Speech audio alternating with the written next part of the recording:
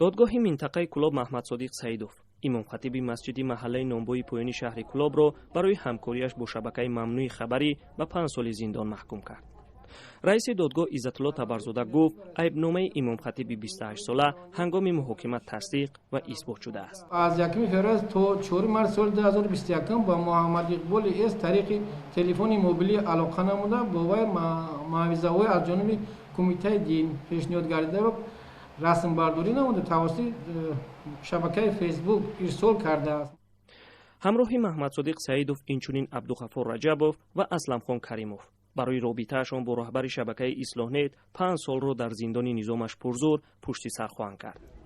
داملا خالمراد سعیدوف پدر محمد صادق سعیدوف سابق امام خطیب مسجد محله نامبوی پایین شهر کلوب گفت که از بالای حکم و جای شکایت نبرده اند.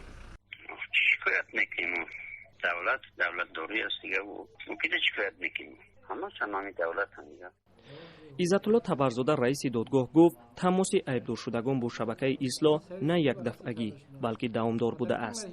در برابر این او معلومات را وابسته به وضع کنونی شهر کلوب رهبریت مقامات اجرایی حکومت دولت شهر کلوب کارمندان و رهبران مقامات حفظ حقوق توسط شبکه‌های بالا ذکر کرده به محمد اقبال ارسال کرده است. محمد صادق سعیدوف فرزند داملا خالمراد یکی از روحانیان شناخته کلوب سال 2016 امام خطیب محله نامبوی پایین شهر کلوب تعیین شده تا روز بازداشتش در این وظیفه کار میکرد.